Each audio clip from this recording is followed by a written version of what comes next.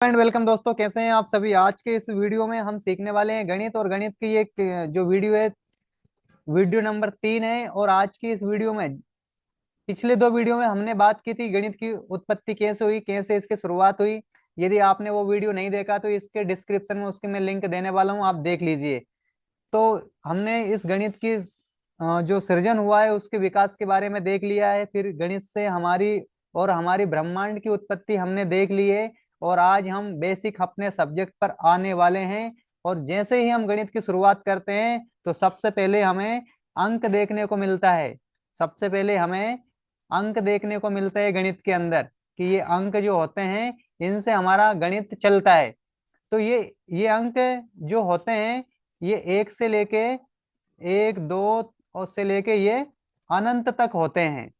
और इन्हीं अंकों की यदि हमें समझ हो गई तो आप समझ लीजिए आप मैथमेटिशियन बनने वाले हैं, और आपकी जो गणित की स्किल्स है बेहतरीन स्पीड में आने वाली है। तो यही अंकों का खेल पूरे गणित में है। और ये अंक विभिन्न क्रिया, विभिन्न जो अल्फाबेट्स हैं भाषाओं के, उनके साथ में अपनी क्रियाएं करके इसको जटिलता इसमें आ जाती है, और इन्हीं के फिर आगे ये बढ़ते चले जाते हैं। तो अंक को सीखना और अंक की समझ रखना एक उसी तरह है जिस तरह आप किसी भाषा को सीखते हैं तो उसके अल्फाबेट्स याद होने चाहिए, और उनके आपको वोवल्स और जो कंसोनेंट्स हैं वो याद होना चाहिए। स्वर और मात्राओं का ज्ञान जिस तरह भाषा में रखता है, जिस तरह हमें शब्दों का अर्थ हमें आना चाहिए, उसी तरह यहाँ अंक और अंक की समझ होना ही चाहिए किसी भी कंडीशन में। यदि आपको अंकों की समझ नहीं है तो फिर आप मैथमेटिक्स में आगे नहीं बढ़ने वाले। तो हमारा सबसे पहला क्वेश्चन यही आ जाता है कि अंक किसे कहते हैं। अगर कोई व्यक्ति कहता है कि अंक किसे कहते हैं, ये जो बात है बिल्कुल सटीक है और समझने लायक है। तो यदि आपको पता है अभी तक तो इसको आप मुझे कमेंट्स करके बताइए कि आपको अंक किसे कहते हैं। ये जो क्वेश्चन है इसका आंसर आपको पता है क्या। यदि नहीं तो आप वो भी डिस्क्रिप्शन में लिख कर बता सकते हैं, हम यहाँ डिटेल में इसकी चर्चा करेंगे। तो अंक एक सिंबल है, एक प्रतीक चिन्ह है, एक ऐसे चिन्ह है जिनसे हम गिनती लिखते हैं। और अंक किसे कहते हैं, जीरो से लेके, जीरो, एक, दो से लेके जो 9 तक के संकेत होते हैं इन्हें हम अंक कहते हैं। जो जीरो से लेके 9 तक के जो संकेत होते हैं इन्हें हम अंक कहते हैं। तो आई होप ये परिभाषा बिल्कुल सिंपल मैंने रखी है आप सभी के लिए, और बिल्कुल आसान है, आप सभी को याद ये हो जाएगी। तो उम्मीद करता हूँ आपको ये याद हो गई है। क्या इससे ज्यादा सिंपलीफिकेशन आप चाहते हैं तो वो भी मुझे कमेंट करके आप बता सकते हैं। तो 0 से 9 तक के जितने भी प्रतीक चिन्ह होते हैं हमारे, उनको हम क्या कहते हैं, अंक कहते हैं। और इन्हीं अंकों का गणित में इस्तेमाल होता है। तो ये बिल्कुल बेसिक से चल रहे हैं हम। आप वीडियो को पॉज कर करके सारी चीजें याद करते रहिए या फिर नोट्स इसके बनाते रहिए। भले ही ये कि हमें कितने आने वाले जो 6 मंथ है इसमें हम इस मैथमेटिक्स को कंप्लीट करने वाले हैं फुल। आप इस मैथमेटिक्स को पढ़ने के बाद में 5th से लेके 12th और आगे तक के मैथ सॉल्व कर सकते हैं। किसी भी कॉम्पिटिटिव एग्जाम के मैथ आप सॉल्व कर सकते हैं। मैं यहाँ कॉमन मैथमेटिक्स पढ़ा रहा हूँ जो सभी क्लासों के लिए और सभी कॉम्पिटिटिव एग्जाम के लिए महत्वपूर्ण होने वाला है। तो ये बिल्कुल क्लासें आप देखते रहिए। अब जब अंक की हमने बात की है तो अब अंक कितने प्रकार के होते हैं, यानी अंक कितने प्रकार के होते हैं। तो अंक दो प्रकार के होते हैं, एक सम अंक होता है और एक विषम अंक होता है। ठीक है, और इन्हीं से हमारी सम और विषम संख्या मिलके बनती है। अब सम और विषम कैसे होते हैं, तो सम को देख लीजिए आप। जिस तरह दो, चार यानी जिनके जोड़े बन जाए, जैसे पति पत्नी का जोड़ा, जैसे भाई बहन का जोड़ा, जैसे किसी भी दो अंकों का यदि जोड़ा बन जाता है, जैसे आप यदि कोई काउंटिंग करेंगे तो वो बराबर होना चाहिए। कैसे होना चाहिए, बराबर। तो ये क्या होता है, सम होता है, सम का प्रतीक होता है, बराबर का प्रतीक होता है। और विषम जो बराबर नहीं होता, इसमें एक कम ज्यादा कुछ होता है। जैसे सात, शादी के 7 फेरे हो गए है ना। जैसे आप परिक्रमा करते हैं किसी मंदिर भगवान की, 11 परिक्रमा हो गई है ना। जैसे कोई आप व्रत करते हैं तो 5 व्रत कर दिए, किसी ने 21 व्रत कर दिए। तो इस तरह ये सम और विषम के अंक होते हैं। तो आई होप अभी तक आपको ये सारी चीजें आपको समझ आ रही है। अब हम यहाँ देखने वाले हैं, अंक के बाद में हमारी संख्या आती है। अंक के बाद में क्या आती है? हमारी संख्या आती है। तो अब संख्या किसे कहते हैं? क्या किसी को पता है? क्या किसी को पता है? बताइए मुझे कमेंट करके, संख्या किसे कहते हैं? तो जो हमारे जो अंक थे, जो हमारे अंक थे, क्या थे? अंक। अंक कौन कौन से थे? 0 था, 1 था, 2 था, और यहां से लेके हमने इनको 9 तक है ये सारे अंक। और इन अंकों को जब हम इकाई, दहाई, सैकड़ा, ये जो पद्धति है, इसमें जमाने से जो पद बनता है, क्या बनता है? जो पद बनता है, जो पद बनता है उसे संख्या कहते हैं, उसे संख्या कहते हैं। तो ये बिल्कुल सिंपल और सरल परिभाषा है। उम्मीद करता हूं आपको ये पसंद आ रही होगी। तो जो 0 से लेके जो 9 तक के हमारे अंक होते हैं, उन अंकों को जब इकाई, दहाई, सैकड़ा के क्रम में हम रखते हैं, तो जो पद बनता है उसे हम संख्या कहते हैं। जैसे एक किसी संख्या को हम समझ लेते हैं, एक किसी संख्या को हम समझ लेते हैं, तो यहां से एक मैंने संख्या लिख दी है, 101। अब ये 101, 101 है, इसको हम क्या कहेंगे? इस पूरी को हम संख्या कहेंगे। क्या कहेंगे? इसको हम संख्या कहते हैं।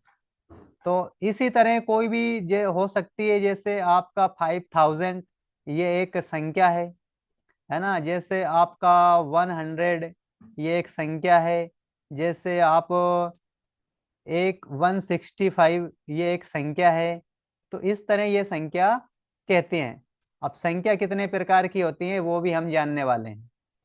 संख्या, संख्या कितने प्रकार की होती है? संख्या कितने प्रकार की होती है? तो संख्या यूजुअली 2 प्रकार की होती है। संख्या कितनी प्रकार की होती है? 2 प्रकार की होती है। तो जैसे मैंने नंबर बताए थे,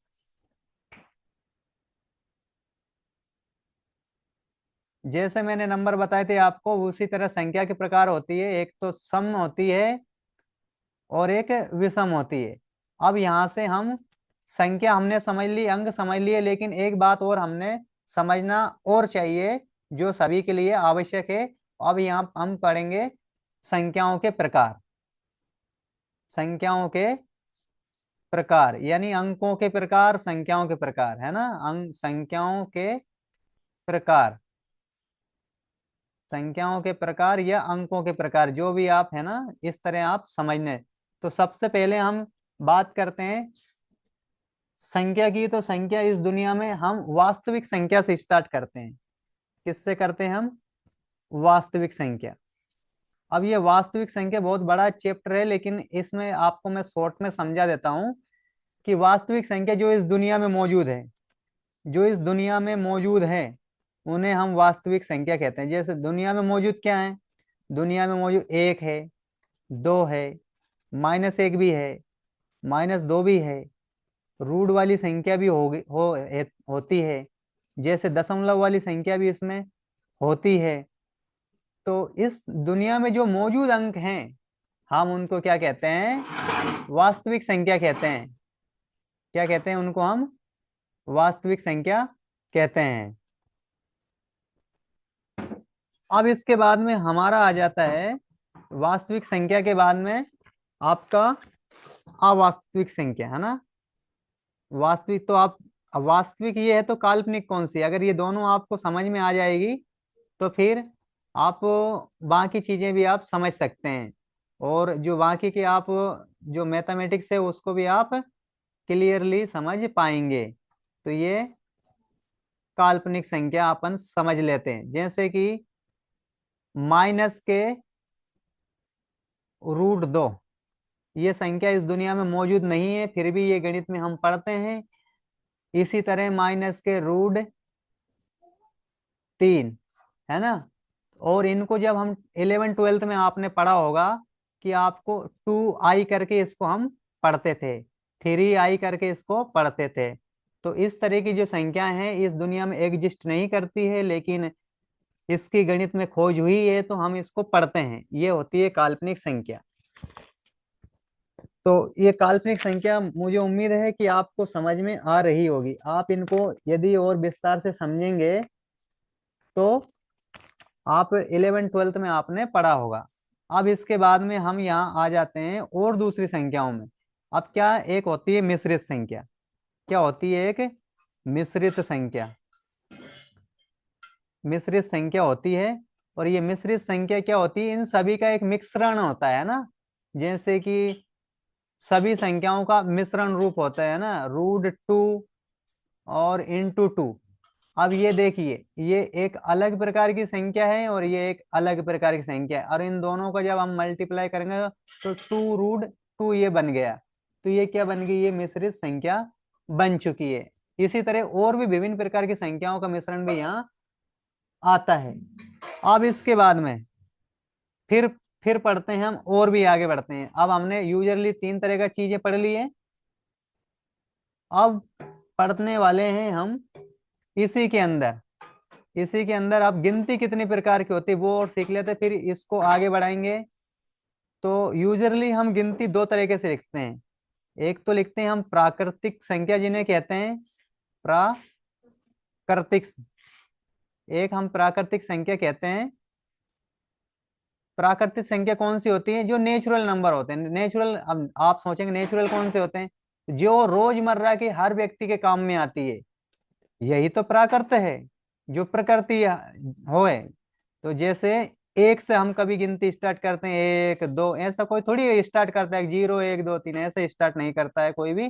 तो ऐसे ही कोई भी काउंटिंग जो नंबर होते हैं, किसी चीज को हम गिनने के लिए काम लेते हैं, उनको हम यूजुअली 1 2 3, है ना, 4, ऐसे करके हम गिनते चले जाते हैं, और जब तक वो काउंटिंग हमारी चलती रहती है, और मैं तो यहाँ तक अनंत तक ही पहुंच जाता हूँ। तो ये संख्या कैसी है? ये संख्या प्राकृत संख्या होती है ना, समझ गए आप?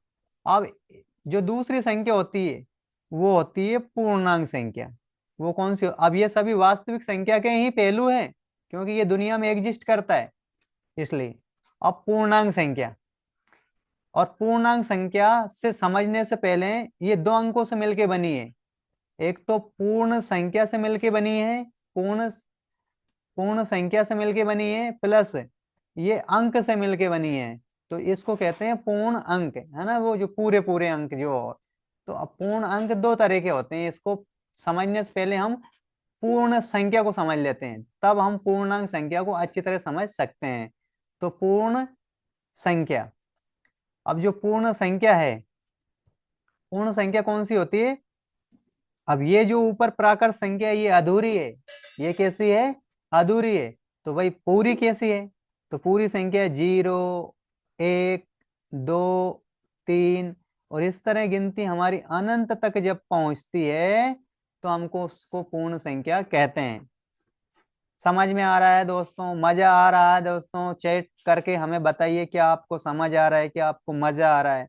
बिल्कुल, ये आप छोटे बच्चों जैसा मैं शुरुआत कर रहा हूँ, और दे आपको बहुत मजा आएगा आगे गणित पढ़ने में। तो ये पूर्ण संख्या होती है। कौन सी होती है? ये अधूरी है, प्राकृत संख्या। अब प्राकृत संख्या मैंने आपको समझा दिया, जो प्रकृति में व्याप्त है, जो यूज सबका नेचर है। कोई भी गिनती अगर किसी बच्चे से स्टार्ट करते हैं आप, तो बोलो उसको कि काउंटिंग करके बताओ किसी संख्या वस्तुओं की, तो आप 1 2 3 से काउंट करोगे, यानी प्राकृतिक है ये। और जब इसको आप पूर्ण, इसमें 0 और सम्मिलित कर लेते हैं, तो ये बन जाती है पूर्ण संख्या। यानी फिर ये एक तरह से ये अधूरी थी, जब इनको हमने इसमें 0 सम्मिलित कर लेते हैं तो ये पूर्ण संख्या हो जाती है। अब आते हैं पूर्णांक की बारी। तो पूर्णांक कौन सी संख्या होती है? तो जैसे 1 2 3, ये वाली भी संख्या हो गई आपकी, और फिर -1 -2 -3 -4, ये भी संख्या कहां तक पहुंचती है? अनंत तक पहुंचती है। यानी हम कह सकते हैं, जो कोई हमें पेड़ होता है, पेड़ होता है। अब मैं एक पेड़ को ड्रॉ कर रहा हूं यहाँ, और ये मैंने पेड़ को ड्रॉ कर दिया है, थोड़ा पेड़ सही से ड्रॉ नहीं हुआ है। तो ये है जमी। ये क्या है? जमी है। जमी मतलब जमीन। तो ये जो ऊपर का हिस्सा है ये प्लस में है और जो नीचे का हिस्सा है ये माइनस में है। ये ऊपर का हिस्सा किस में है, प्लस में है, और ये नीचे का हिस्सा काय में है, माइनस में। तो किसी भी चीज के दो पहलू होते हैं। जैसे आप एक, आपके हाथ में एक रुपया होगा, रुपया को जब आप एक तरफ देखेंगे तो हेड और दूसरी तरफ देखेंगे तो टेल। उसी तरह एक व्यक्ति के दो चेहरे होते हैं, एक पॉजिटिव एक नेगेटिव, है ना। जो उसको अंदर जो दिखता है वो होता नहीं है, जो होता है वो दिखता नहीं है, ऐसा आपने कहावतें सुनी होगी। तो जो प्लस वाली गिनती अनंत तक जाती है वहीं माइनस वाली गिनती भी अनंत तक जाती है। तो ये होती है, इनको कहते हैं पूर्णांक संख्या। इसको क्या कहते हैं, पूर्णांक संख्या। तो आपको प्राकृत संख्या भी क्लियर हो चुका, पूर्ण संख्या भी क्लियर हो चुका है। और पूर्णांक संख्या दो शब्द से मिलकर बना है, पूर्ण प्लस अंक, जिसका मतलब होता है पूर्णांक। तो जो पूरे पूरे अंक होते हैं हमारे, वो पूर्ण संख्या हमारी होती है। समझ में आ रहा है दोस्तों, मजा आ रहा है दोस्तों, समझ में आ रहा है और मजा आ रहा है तो आप कमेंट करके हमारे साथ बने रहिए और कमेंट करते रहिए। क्या इसमें आपको कोई त्रुटि नजर आ रही है तो आप हमें वो ध्यान दिला सकते हैं। वैसे हम पूरी कोशिश करते हैं कि आपको सिंप्लीफिकेशन के माध्यम से बिल्कुल सिंपल रख के चीजों को समझें। अब जो जो हमारी संख्या है, वास्तविक संख्या, अब हमने क्या पढ़ लिया, जो प्राकृत संख्या पढ़ ली और पूर्ण संख्या पढ़ ली। अब इसके बाद में हमने जो पूर्ण संख्या होती है, यानी जो, अब इसको मैं एक चार्ट बना के आपको समझा देता हूं ताकि आप भूल ना जाएं। तो चार्ट में बता ही देता हूं। ये वास्तविक संख्या है, यानी वास्तविक संख्या इस दुनिया में जो एग्जिस्ट करती है। और इधर आएंगे और इधर जाएंगे तो हमें क्या क्या मिलता है। तो इधर हमें जो मिलती है वो क्या मिलती है, पूर्णांक संख्या मिलती है। क्या मिलती है इधर,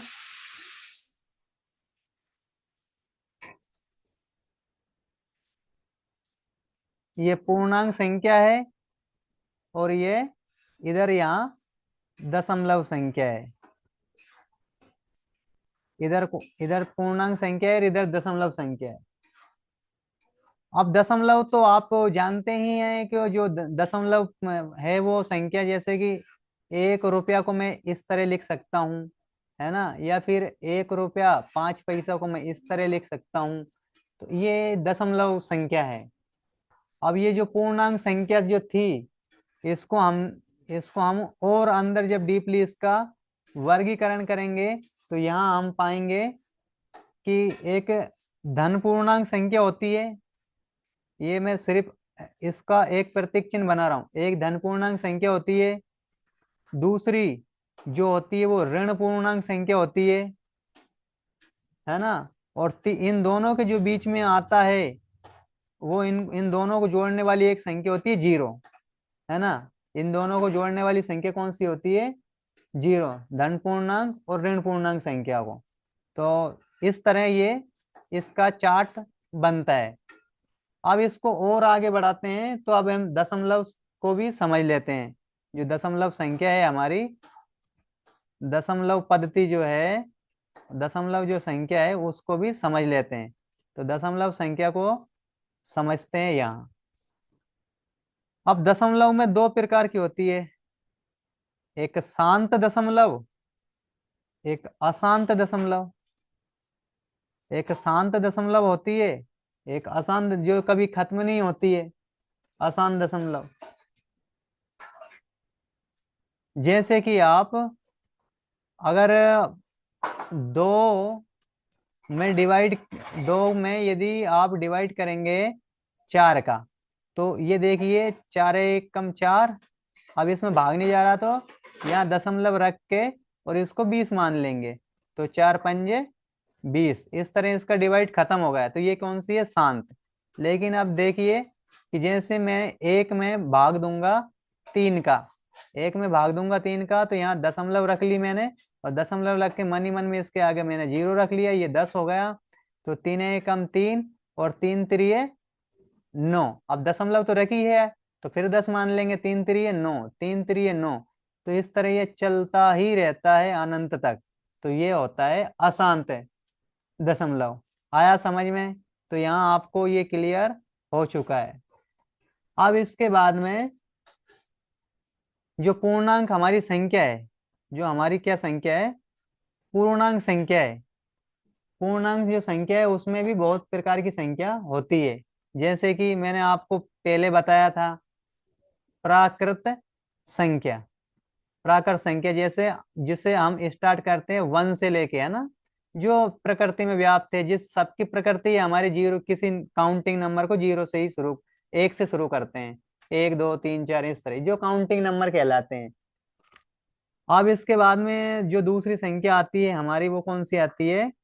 पूर्ण संख्या। कौन सी आती है वो?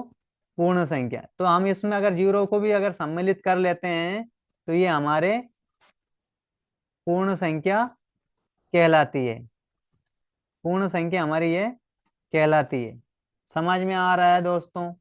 अब इसके बाद में फिर एक संख्या आती है हमारी अभाज्य संख्या। अब पहले हम भाज्य को पढ़ने से पहले, चलिए पहले भाज्य ही पढ़ लेते हैं, फिर अभाज्य पढ़ेंगे। तो क्या, पहले हम भाज्य ही पढ़ लेते हैं फिर अभाज्य पढ़ेंगे, नहीं आपका जो क्रम है वो बिगड़ जाएगा, है ना। तो भाज्य संख्या फिर कौन सी आती है? भाज्य संख्या। नहीं, वह संख्या जिसमें पूरा पूरा भाग चला जाता है, जिसमें पूरा पूरा भाग चला जाता है वो कौन सी होती है? भाज्य संख्या। और हम भाज्य संख्या को एक दूसरे नाम से भी पुकारते हैं जिसका नाम है यौगिक संख्या।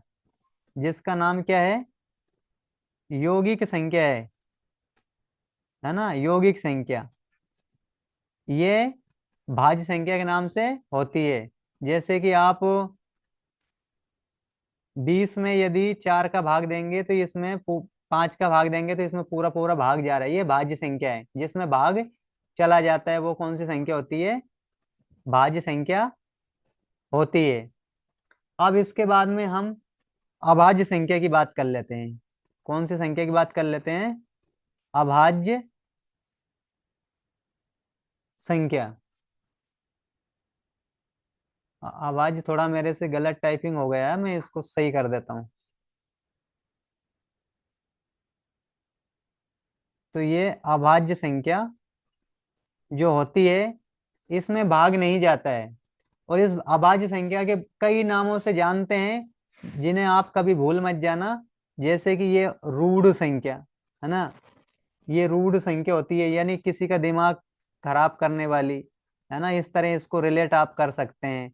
फिर इसको अग्र संख्या के नाम से भी जानते हैं, अग्र संख्या के नाम से भी जानते हैं इनको। और इनको इंग्लिश में प्राइम नंबर के नाम से भी जानते हैं।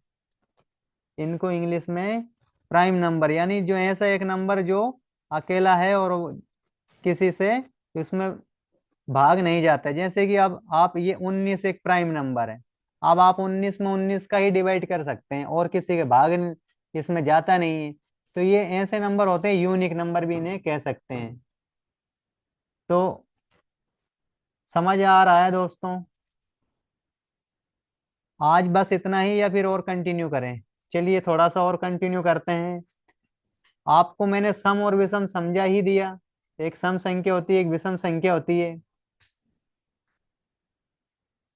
अब कल के जो हम वीडियो है उसमें थोड़ा और डिटेल में चर्चा करेंगे, है ना। और अभी तक आपने चैनल को सब्सक्राइब नहीं किया है तो इस चैनल को सब्सक्राइब कर लीजिए। और किसी भी, यदि आप चीजें आप समझ नहीं आ रही हैं तो कृपया मुझे इस नंबर पे आप कॉल करके कभी भी पूछ सकते हैं, कोई भी टॉपिक है, ठीक है। मैं आपको ऑन ऑन कॉल के दौरान इसको समझा सकता हूँ, जो मैंने अभी तक पढ़ाया उसको, है ना।